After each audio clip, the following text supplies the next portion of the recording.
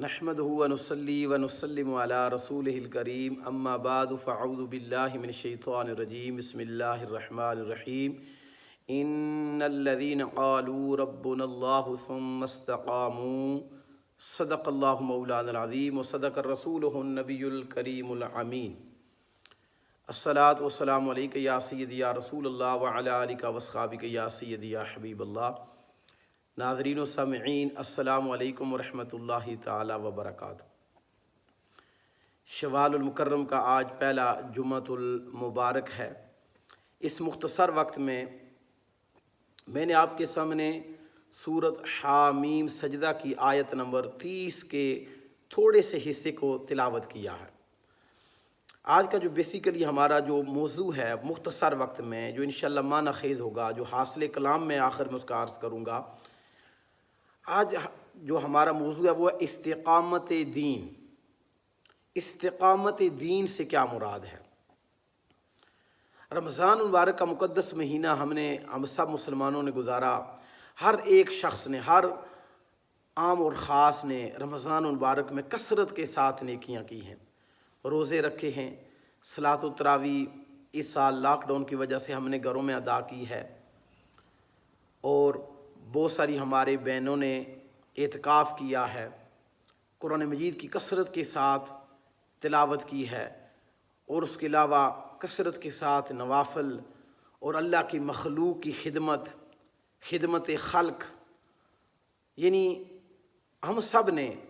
یعنی کہ ظن المومنین خیرہ کے تحت ہم یہ گمان کرتے ہیں کہ ہر مسلمان نے نیک کام کرنے کی بھرپور کوشش کی ہے رمضان میں۔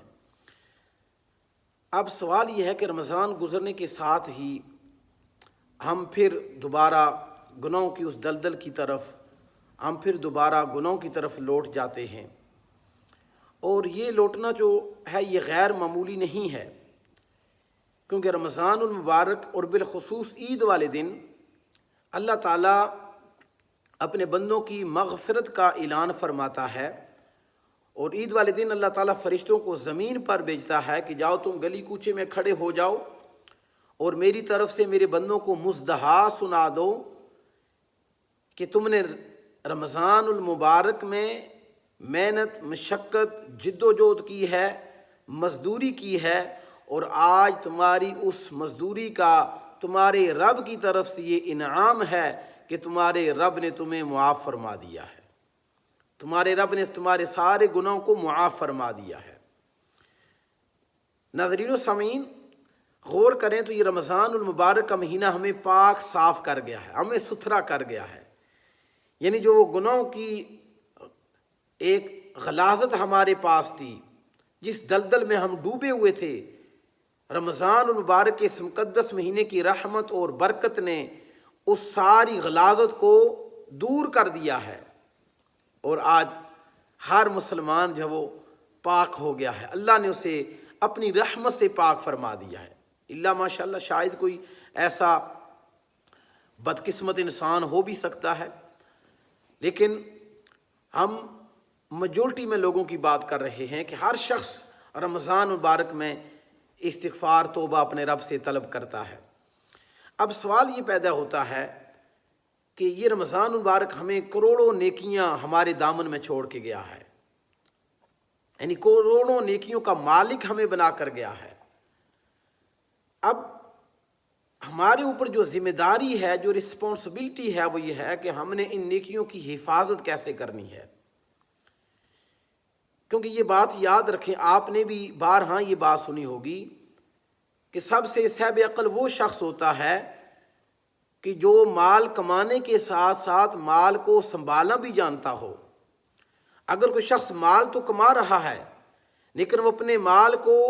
سنبھالنے کی اس کے پاس استعداد نہیں ہے، یعنی وہ مال کو ضائع کر دیتا ہے، تو اسے کوئی صاحب عقل نہیں کہتا ہے۔ تو صاحب عقل وہی شخص ہے کہ جس کے پاس اللہ تعالیٰ نے اسے نیکیاں عطا فرمائی، جس کو اللہ تعالیٰ نے بخشش اور مغفرت کا مزدحا سنایا، اب اس نے کیا کیا کہ استقامت اختیار کی۔ استقامت کیا ہے کہ یعنی کہ اب وہ انہی نیکیوں کو غیر رمضان میں بھی نوافل کے علاوہ کم از کم جو فرائض ہیں وہ کیا کرتا ہے کہ ان پر عمل کرتا رہتا ہے، یعنی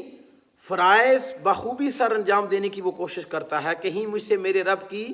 نافرمانی نہ ہو جائے۔ تو میں یہ عرض ہی کر رہا تھا کہ ہمارے معاشرے میں اگر کوئی شخص جو ہے وہ اس کی آمدنی جو ہے وہ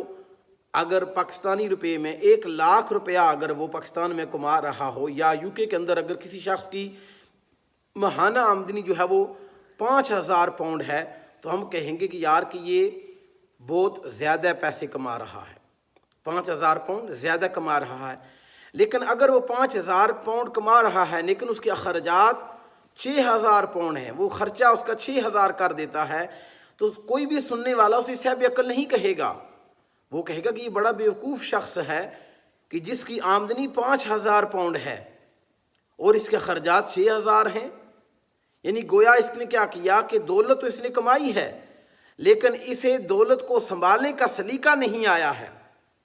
بالکل اسی طرح کہ رمضان آیا، رمضان نے ہمیں صاحب مال بنا دیا، اس نے ہمارے دامن میں ہزاروں کروڑوں نیکیاں چھوڑ دی۔ اب اگر ہم ان ساری نیکیوں کو ضائع کر دیں گے تو پھر ہمیں بھی کوئی صاحب عقل نہیں کہے گا، کیونکہ جب عید والے دن ایک طرف تو ہمارا رب فرشتوں کو بھیج کر یہ مزدحا سنا رہا تھا کہ ہم نے ہر مسلمان کی ہر عام و خاص کی بخشش فرما دی ہے، تو دوسری طرف شیطان جو تھا وہ چلا رہا تھا،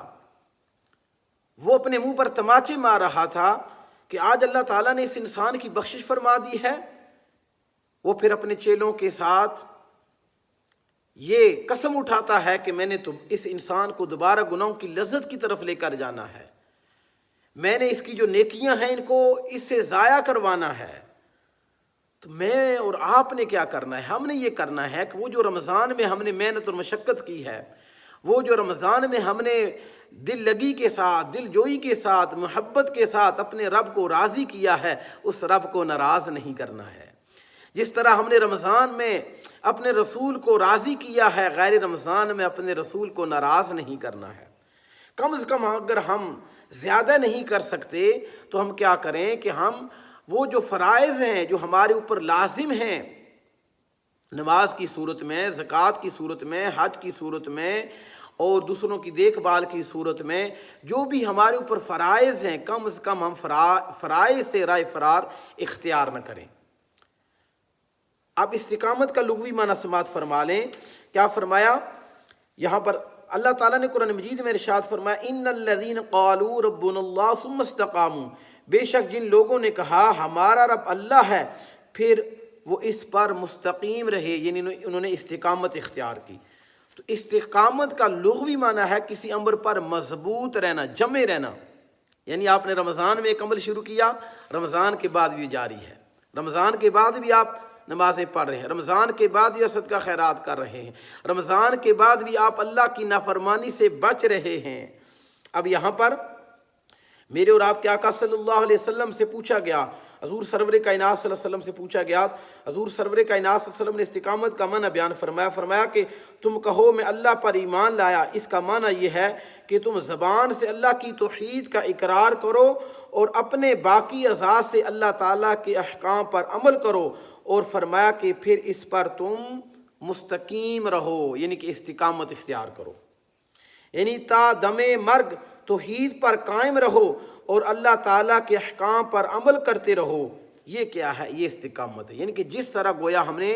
رمضان میں کیا کیا، ہم نے نیک اعمال کیے، نیک افعال کیے، اسی طرح ہم نے غیر رمضان میں اپنی نیکیوں کو سنبھالنا ہے، کیونکہ سب سے مشکل کام جو ہے وہ یہ بات یاد رکھیں کہ گناہوں سے بچنا ہے۔ یہ بات یاد، گناہوں سے بچنا یہ سب سے مشکل کام ہے۔ نیکی کرنا یہ بھی اللہ کے فضل سے ہے، لیکن سب سے مشکل کام کیا ہے؟ کیونکہ گناہ انسان کے نیک افعال کو، نیک اعمال کو ضائع کر دیتا ہے۔ تو اگر ہم کم از کم نیکی نہ کر سکے تو ہمیں گناہ تو نہیں کرنا چاہیے نا، ہمیں گناہ سے بچنا چاہیے، چاہے وہ چھوٹا ہے چاہے وہ بڑا ہے۔ تو جب ہم غیر رمضان میں یہ کوشش کریں گے کہ ہم نے گناہ سے بچنا ہے،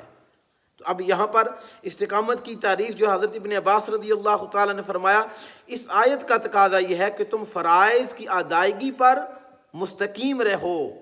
یعنی جو فرائض ہیں انہیں نہ چھوڑو۔ ایک تو نا ایمان جو ہم اقرار کرتے توحید رسالت نبوت، دوسرا کیا ہے؟ دوسرا اسلام جو ہمارا ظاہر ہے۔ تو اس ظاہر کو ہم نے کیا کرنا ہے کہ ہم نے رمضان کے بعد بھی فالو آن رکھنا ہے، رمضان کے بعد بھی ہم نے اس کے اندر سٹیبلٹی لے کر آنی ہے کہ کہیں ہم پھر اس راہ سے بھٹک نہ جائیں۔ وہ جو صراط مستقیم پر جس پر ہم نے رمضان پورا گزارا ہے اس سے ہم ادھر نہ ہو جائیں نہ ادھر ہو جائیں۔ اسی طرح پھر آگے اس پر اصحاب رسول کے اقوال ہیں کہ جس طرح تم اپنے اقوال میں مستقیم رہو اس طرح تم اپنے اعمال میں بھی مستقیم رہو،